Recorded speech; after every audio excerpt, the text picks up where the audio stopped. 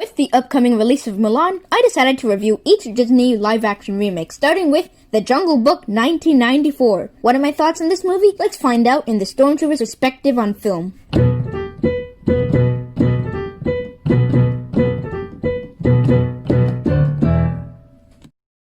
Hello there.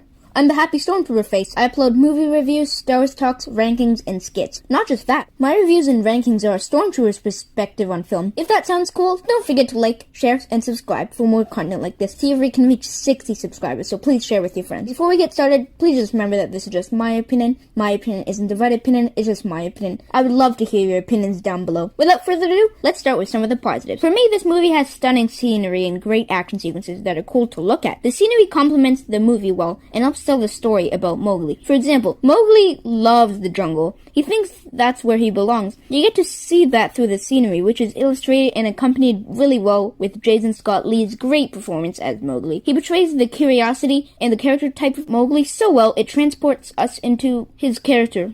We get to see all the emotions seen in his performance as well as through his gestures. That being said, I do have a few flaws with this movie. The first one being the character development and the transition of Mowgli. He starts off as a son of a tour guide, Nathu, who then gets separated from his family and goes to live in the jungle. Right after that, we cut to a time jump when he's fully grown and really strong. That's the issue for me. We could have explored how he dealt with the death of his dad, being separated from them, how he would adapt to his life in the jungle, or how the animals helped him to deal with his vulnerability to his father's death. The sad thing is then we cut to a time jump where he's fully grown.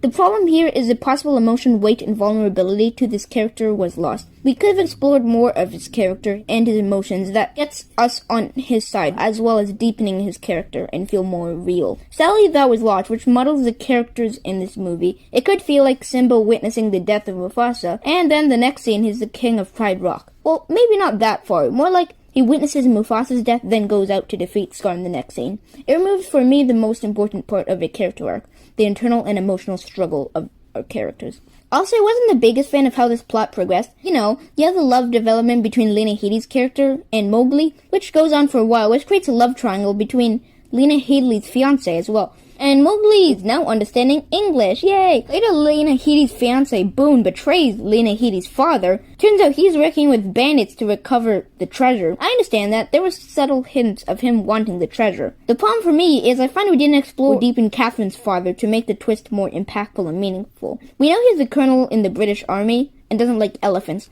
Behind that, the movie doesn't explore his character that much, or the relationship between Boone and Catherine's father to make the twist meaningful or impactful. Also, Boone's motivations, I wasn't the biggest fan of. He wants gold and the treasures to become rich. Why does he want to become rich, though? Just because he wants to become rich?